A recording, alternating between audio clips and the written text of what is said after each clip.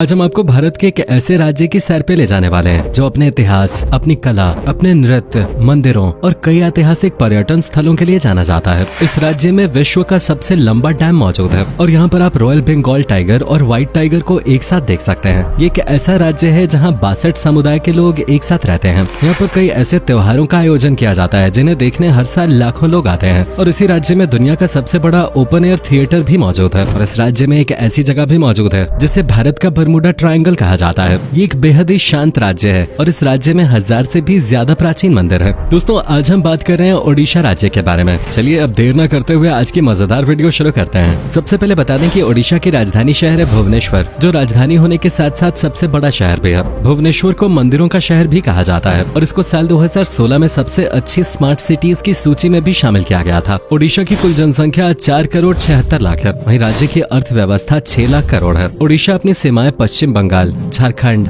आंध्र प्रदेश और छत्तीसगढ़ के साथ साझा करता है। राज्य का 500 किलोमीटर से ज्यादा कोस्ट एरिया है। यही वजह है कि सैकड़ों सालों से ओडिशा के तटों का इस्तेमाल प्रमुख बंदरगाहों के तौर पे किया जा रहा है। दोस्तों, ओडिशा एक ऐतिहासिक जगह है और इस राज्य का इतिहास हजारों साल पुराना है। इससे पहले उत्कल और कलिंग नाम से जाना जाता था। इसके बाद भी इस राज्य का नाम समय समय पर कई बार बदला गया। अंतिम बार साल 2011 में इस राज्य का नाम ओडिशा से बदलकर ओडिशा किया गया था। इस राज्य पर मुगल, ब्रिटिशर्स, मराठाओं और हैदराबाद के नवाबों के अलावा अनेकों साम्राज्यों ने शासन किया है। मौर्य शासक सम्राट अशोक के लिए भी ये राज्य काफी अहम था। सन 261 ईसा पूर्व के दौरान यहीं पर कलिंग युद्ध लड़ा गया था, जिसमें हजारों लाखों की संख्या में सैनिक मारे गए थे। इस युद्ध के बाद ही अशोक का हृदय परिवर्तन हुआ था और उन्होंने बौद्ध धर्म को अपनाया था। आपको जानकर हैरानी होगी कि दूसरे विश्व युद्ध के दौरान हिटलर ने भी ओडिशा राज्य पर कब्जा करने की कोशिश की थी, क्योंकि हिटलर का मानना था कि इस राज्य में इतने प्राकृतिक संसाधन मौजूद हैं जिसके जरिए दुनिया की कोई भी जंग जीती जा सकती है। कहा जाता है कि जर्मनी की सेना पूरी के समुद्र तट तक भी पहुंच गई थी, लेकिन फिर भी हिटलर इस राज्य पर कब्जा नहीं कर पाया। क्या आप जानते हैं कि ओडिशा भारत का पहला ऐसा राज्य है जो भाषा के आधार पर अलग हुआ था। 1 अप्रैल 1936 को ब्रिटिश साम्राज्य के दौरान भाषा के आधार पर ओडिशा को एक अलग राज्य का दर्जा दे दिया गया था। ओडिशा में सबसे ज्यादा ओडिया भाषा का इस्तेमाल किया जाता है, लेकिन इसके अलावा संबलपुरी और अंग्रेजी भाषा का इस्तेमाल भी यहाँ पर लोग करते हैं। राज्य की लगभग 60% आबादी आज भी कृषि पर ही निर्भर करते हैं। नारियल, चावल, गन्ना, मूंगफली, दाल, जूट और हल्दी की खेती यहाँ मुख्य तौर पे की जाती है। बंगाल की तरह ही ओडिशा में भी मछली एक प्रमुख डिश है। 100 से ज्यादा प्रजातियों की मछलियाँ यहाँ पर खाई जाती हैं और इन मछलियों से कई लाजवाब पकवान भी तैयार किए जाते हैं, जिन्हें देखकर ही लोगों के मुंह में पानी आ जाता है। ओडिशा में अमारडा एयर स्ट्रिप नाम की एक जगह है जो दूसरे विश्व युद्ध के दौरान एक एयरपोर्ट की तरह इस्तेमाल की गई थी, लेकिन ये जगह बरमूडा ट्रायंगल की तरह ही रहस्यमय है, क्योंकि यहाँ पर आज तक कई विमान हादसे हो चुके हैं। इस जगह पर पहुँचते ही आसमान में 2 हवाई जहाज आपस में टकरा जाते थे और कई बार उड़ते हुए प्लेन का अचानक बैलेंस बिगड़ जाता था। साल 2018 में आखिरी बार यहाँ पर विमान हादसा देखने को मिला था। हालांकि पिछले 75 सालों से इस जगह का इस्तेमाल नहीं किया गया है और ये जगह पूरी तरह से वीरान पड़ी है। विमानों के अचानक क्रैश होने के कारण कुछ वैज्ञानिक ज्यादा यूरेनियम और रेडियो एक्टिव पदार्थ को मानते हैं, लेकिन इसका रहस्य आज भी खुलकर सामने नहीं आया है। दोस्तों, ओडिशा भारत का सबसे बड़ा स्टील उत्पादक राज्य है। हर साल 18 मिलियन मीट्रिक टन से ज्यादा स्टील का उत्पादन ओडिशा करता है। ओडिशा के राउरकेला में एक प्रमुख स्टील प्लांट भी लगा हुआ है और ओडिशा का कोरापुट बंदरगाह भारत का सबसे बड़ा बंदरगाह है। आपको बता दें कि ओडिशा राज्य में एक ऐसा पत्थर पाया गया था जो विश्व का सबसे पुराना पत्थर माना जाता है। मयूरभंज में पाया गया एक पत्थर लगभग 3 करोड़ साल पुराना है। वहीं हमारा प्लैनेट 4.5 करोड़ साल पुराना है। दोस्तों, ओडिशा विभिन्न संस्कृतियों वाला एक अनोखा राज्य है। यहाँ पर आपको कई हरे भरे जंगल, मंदिर, सुंदर झरने और शांत जगहें देखने को मिलेंगे। ओडिशा में 62 समुदाय के लोग रहते हैं। आर्ट और कल्चर के मामले में भी ये राज्य काफी संपन्न है। विश्व प्रसिद्ध सैंड आर्टिस्ट सुदर्शन पटनायक ओडिशा के ही रहने वाले हैं। इनके सैंड आर्ट को आपने अक्सर सोशल मीडिया पे वायरल होते हुए भी देखा होगा। सुदर्शन पटनायक का नाम Guinness book of world records में भी दर्ज है। ओडिशा आज पूरी तरह से चाइल्ड लेबर से मुक्त हो गया है। जी हाँ, यहाँ पर आपको कोई भी बच्चा मजदूरी करता नजर नहीं आएगा और अगर कोई बच्चों से मजदूरी कराता है तो उसे सख्त से सख्त सजा दी जाती है। बता दें कि ओडिशा के कई जिलों में सोने और चांदी की तारों का बेहद बारीक काम होता है, जो कि हाथों से किया जाता है। ये काम इतना बारीक होता है कि सिर्फ कुशल कारीगर ही इसे कर सकते हैं। इस कला को फिलिग्री कहते हैं। कई बार गणतंत्र दिवस की परेड के दौरान भी ओडिशा राज्य द्वारा अपनी इस कला का नमूना पेश किया जा चुका है। ओडिशा की संबल साड़ी भी काफी फेमस है। हैंडलूम की ये साड़ियाँ कॉटन और सिल्क से बनी होती हैं। ओडिशा में हर साल कई प्रकार के त्योहारों का आयोजन किया जाता है। पुरी में आयोजित होने वाली भगवान जगन्नाथ की यात्रा के बारे में तो आपने सुना ही होगा। लाखों की संख्या में श्रद्धालु इकट्ठा होकर भगवान जगन्नाथ के रथ को खींचते हैं। कलिंग फेस्टिवल भी यहाँ का एक प्रमुख त्योहार है। दशहरा और दुर्गा पूजा जैसे पर्व भी ओडिशा में धूमधाम से मनाए जाते हैं। झाऊ महोत्सव, शीतल षष्ठी, चंदन यात्रा और कोणार्क डांस फेस्टिवल जैसे कई त्योहार ओडिशा में मनाए जाते हैं। इन त्योहारों में ओडिशा की अद्भुत संस्कृति और परंपरा की झलक देखने को मिलती है। ओडिशा का ओडिशी नृत्य पूरी दुनिया में प्रसिद्ध है। अनेकों बॉलीवुड स्टार्स ओडिशा आकर ये खास कला सीखते हैं। पाला, घुमुरा, कर्मा, धाप, दलखाई जैसे अन्य कई लोक नृत्य ओडिशा की पहचान है।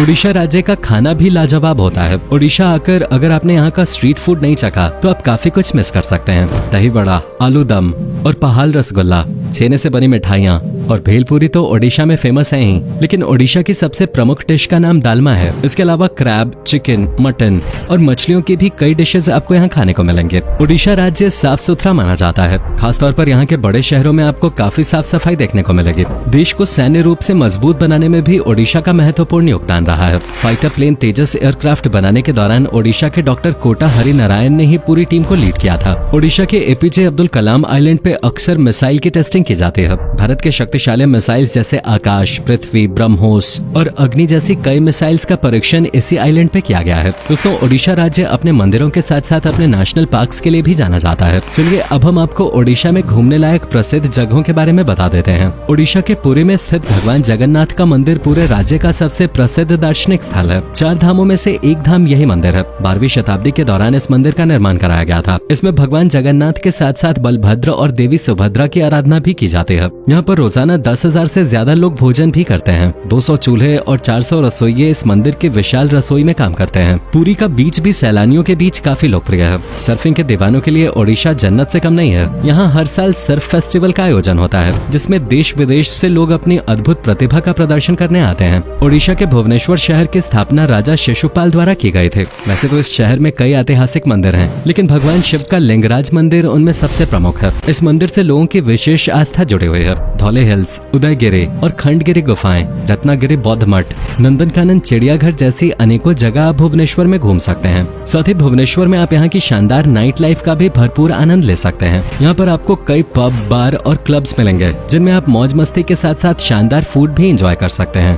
ओडिशा के कोणार्क शहर में स्थित सूर्य मंदिर को यूनेस्को ने विश्व ऐतिहासिक धरोहर में शामिल किया है। ये मंदिर भगवान सूर्य देव को समर्पित है। और सबसे मजेदार बात तो यह है कि सूर्य की प्रथम किरण इस मंदिर के मुख्य द्वार पे ही गिरती है। इस मंदिर के किवाड़ पिछले 100 सालों से बंद पड़े हैं, जिसका कारण मंदिर का कमजोर ढांचा बताया जाता है। कहा जाता है कि इस मंदिर के ऊपर पहले एक विशालकाय चुंबक हुआ करता था, लेकिन उस चुंबक के कारण अक्सर समुद्री जहाज अपनी दिशा भटक जाया करते थे, जिसके बाद पुर्तगाली लोग वो चुंबक निकाल कर अपने साथ ले गए। उस चुंबक के हटाए जाने के बाद से ही मंदिर का ढांचा लगातार कमजोर होता चला गया। मंदिर का स्ट्रक्चर सूर्यदेव के रथ के आधार पर डिजाइन किया गया है। रथ के पहिए आज भी सूर्य की रोशनी से सही समय बता सकते हैं।